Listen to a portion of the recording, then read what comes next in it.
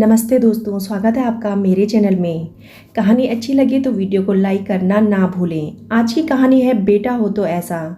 मनोज बहुत ही अच्छा लड़का था। उसकी माँ एक हफ्ते से हॉस्पिटल में भर्ती थी। उन्हें हार्ट अटैक आया था और उनका इलाज चल रहा था, पर अभी भी वे खतरे से बाहर नहीं थी। उन्हें झपकी लेते हुए मनोज ने स्टूल को दीवार से लगाया और सोने की कोशिश करने लगा, पर उसकी नींद कोसों दूर थी। उसने अपना मोबाइल ऑन किया। टाइम पास का आजकल यह सबसे अच्छा और आसान तरीका है। व्हाट्सएप पर फैमिली ग्रुप में एक पोस्ट पर नज़र ठहर गई। अगर लड़कियों को माता पिता को अपने पास रखने का अधिकार मिला होता तो कोई भी माता पिता वृद्धाश्रम में नहीं जाते। मनोज की बड़ी बहन पूनम दीदी की पोस्ट पढ़कर मनोज का मन भर उठा। उसकी मां को हार्ट अटैक आने के पश्चात भी उसने पूनम दीदी के साथ नीता, मीता और सीता को भी फ़ोन किया था कि अगर वे आ सकें तो उसे हेल्प हो जाएगी, और उन सब बहनों ने कोई ना कोई बहाना बनाकर आने से मना कर दिया। और आज यह पोस्ट किसने लड़कियों को उनके अधिकार से वंचित किया है? अगर इच्छा शक्ति है तो अधिकार छीने भी जा सकते हैं। जब बहू पति की माँ की सेवा कर सकती है तो बेटी क्यों नहीं? अनायास अतीत के पृष्ठ चलचित्र की भली भांति खुलने लगे। मनोज वह एमबीए के अंतिम वर्ष में था। उसका प्लेसमेंट भी एक मल्टीनेशनल कंपनी में हो गया था। उसके सपने उड़ान भरने को तैयार थे कि अचानक उसके पिता का एक्सीडेंट में वह दुनिया से चल बसे। 4 बहनों और विधवा मां के खातिर उसने अपने सपनों को रौंद कर पिता के किराने की दुकान संभाल ली। उसकी मां उस पर विवाह के लिए दबाव बनाने लगी, पर पारिवारिक उत्तरदायित्वों के बोझ तले दबे उसके मन ने सोच लिया था कि अपनी 4 बहनों के विवाह के बाद ही वह अपना विवाह करेगा। उसने न केवल 4 बहनों को उचित शिक्षा दिलवाई और उचित समय पर योग्य वर देखकर उनके विवाह भी किए। उसका परिवार के प्रति निष्ठा देखकर उसके पिता के मित्र ने अपनी पुत्री तासी का हाथ मनोज के हाथ में देने की बात की। मनोज की मां ने उनका प्रस्ताव स्वीकार कर लिया। उसका विवाह होते ही अचानक परिस्थितियां बदल गई। उसकी मां का आदर्श बेटा तथा बहनों का आदर्श भाई अचानक नालायक बन गया था। तासी ने हमेशा अपनी सासू मां की सेवा की और अपनी मां समझकर ही मनोज की मां को भी उससे ज़्यादा शिकायत नहीं थी। पर जब भी मनोज की बहनें आती वे मां को मनोज और तासी के खिलाफ भड़का देती थी।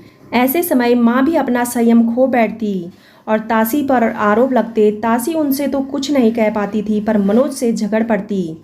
दोष उसका भी नहीं था, करे भी वह सुने भी वह वाली मन स्थिति उसे असहज बनाने लगी थी, और वह उन सब के मध्य सामंजस्य बिठाता हुआ भी माँ बहनों की नज़रों में जोरू गुलाम बनकर अपना आत्मविश्वास खोने लगा था।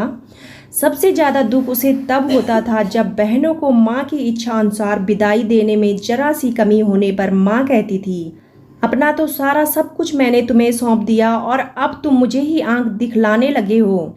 वह उन्हें कैसे समझाता कि विरासत संभाली तो दायित्व भी तो निभाए। विरासत के साथ मिले उत्तरदायित्वों के बोझ तले दबे अपने मन के सपनों को भी उसने न जाने कितनी बार रौंदा था। मेहनत की तभी उस छोटी सी किराने की दुकान को अपनी मेहनत और अनुभव के बल पर शहर के एकमात्र सुपरमार्केट के बदल पाया था। बदली आर्थिक स्थिति के कारण ही वह न केवल अपनी बहनों को शिक्षा पूरी करवा पाया था, उनका विवाह भी अच्छी जगह कर पाया था। यहाँ तक कि समय समय पर उनकी छोटी बड़ी मांगें पूरी करने में भी उसने कोई कसर नहीं छोड़ी थी। नहीं निभा पाया तो तासी और अपने बच्चों के प्रति अपने कर्तव्य। बच्चे और तासी मनोज से हमेशा नाराज रहते थे, क्योंकि पहले अपने कर्तव्यों के बोझ तले दबा रहा और अब माँ की बीमारी की वजह से वह उन्हें बाहर घुमाने नहीं ले जा पाता था।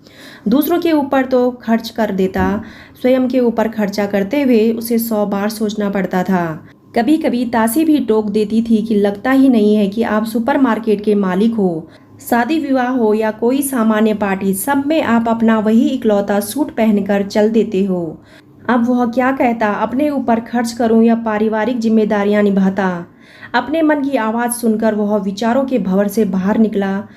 देखा तो मनोज की मां तेज तेज सांसें ले रही थी। उनकी दशा देखकर वह आईसीयू के इमरजेंसी रूम में गया और डॉक्टर तुरंत उसके साथ आया। डॉक्टर जब तक कुछ समझ पाता मनोज की मां ने अंतिम सांस ले ली थी। I am sorry. डॉक्टर की बात सुनकर वह फूट फूट कर रो पड़ा। ना बेटा ना, रोते नहीं हैं, तू लड़का है, रोती तो लड़कियां हैं। कहीं दूर से उसे अपनी माँ की आवाज़ आती प्रतीत हुई। उसने अपने आंसू पोंछे। सच में उसकी माँ की सींची इसी मानसिकता के कारण वह तब भी नहीं रो पाया था जब उसके पिता गुजरे थे, तथा तब भी नहीं जब उसका बड़ा बेटा असमय दुनिया से चला गया था। आज भी उसके पास रोने का समय कहाँ था। उसे अभी अस्पताल की सारी फॉर्मेलिटी पूरी करनी थी, सबको फ़ोन करने थे, फिर अंतिम विदाई की तैयारी करनी थी। सबसे पहले मनोज ने तासी को फ़ोन किया, फिर बहनों को, सबको आने में समय लगना था। अतः माँ को हॉस्पिटल में रखवा कर वह घर गया अंतिम क्रिया के सारे इंतजाम करवाने के लिए। उसके मित्र ने उसे एक फ़ोन नंबर दिया। उस नंबर पर उसने बात की तो उस आदमी ने कहा कि अंतिम संस्कार करवाने के पैकेज हैं, जितने का भी लो वही घर से वहाँ तक पूरा अरेंजमेंट करेगा। अगर आदमी चाहिए तो वह भी भाड़े के लिए आएगा। सुनकर वह हक्का बक्का रह गया था, पर जब ठंडे मन से उसने सोचा तो लगा ठीक ही तो है। जिम्मेदारियों के बोझ तले दबे एकल परिवार में आज किसी के पास समय ही कहाँ है। दूसरे दिन वह दोपहर तक अपनी माँ के शव को ले आया। बुआ मौसी आ गई थी, चारों बहनें भी आ गई थी। वे माँ से लिपट कर रो उठी। तासी जैसे घर के बड़े कहते जा रहे थे करती जा रही थी, पर फिर भी जितने मुंह उतनी बातें। अंतिम संस्कार वाले अपने पूरे सामान के साथ आ चुके थे। अंतिम यात्रा से पूर्व पंडित जी ने कहने पर तासी ने माँ के मुंह में तुलसी दल डालकर गंगा जल छिड़का ही था कि नीता ने कहा, भाभी अब तुलसी दल माँ के मुंह में डालने से क्या फ़ायदा। जब माँ ने अंतिम सांस ली थी तब डालना चाहिए था ना, पर तब तो आप वहाँ होंगी नहीं और भैया आपको भी याद नहीं रहा होगा, कहकर वह सुबकने लगी। जितना मैं कर सकता था मनोज ने उतना परिवार के लिए किया था। कम से कम आज तो मुझे दोष नहीं देती नीता। वह मनोज चाहकर भी उसे कुछ नहीं कह पाया, जबकि नीता के शब्दों ने वर्षों से संचित उसके दिल के ज्वालामुखी को भड़का दिया था। माँ की अर्थी को कंधे पर रखते वक्त वह फूट फूट कर रो पड़ा। उसके मन से एक ही आवाज़ निकल रही थी, क्षमा करना माँ, आज मुझे रो लेने दे। तेरा बेटा कमज़ोर हो गया है। जिन अपनों के लिए उसने अपने सपनों को रौंद दिया और आधी अधूरी जिंदगी जीता रहा। जब वे मनोज के दर्द को नहीं समझ पाए तो और कौन समझेगा। अब उसकी सहनशीलता जवाब दे चुकी है। माँ, मुझ में भी भावनाएं हैं, संवेदनाएं हैं, करूँ भी मैं और सुनूँ भी मैं। अब और नहीं, मैं कोई निर्जीव नहीं हूँ, एक इंसान हूँ। लोग सोच रहे थे कि मनोज माँ के जाने से दुखी होकर रो रहा है, पर सच तो यह था कि माँ के जाने तथा अपनों के व्यवहार के कारण उसका दिल ऐसा टूटा कि उसकी किरजों ने चुभ चुभ कर खून के रिश्तों को भी कटघरे में खड़ा कर दिया था। ऐसे बेटे या भाई की कुर्बानी लोगों को क्यों नज़र नहीं आती? क्योंकि उन माँ और बहनों में ही कमी होती है। वह एक अच्छे इंसान को समझ ही नहीं पाते और ना उनकी भावनाओं को। दोस्तों, अगर आपको कहानी थोड़ी सी भी पसंद आई हो तो वीडियो को लाइक, शेयर और चैनल को सब्सक्राइब करना ना भूलें। कहानी सुनने के लिए आप सभी का तहे दिल से धन्यवाद।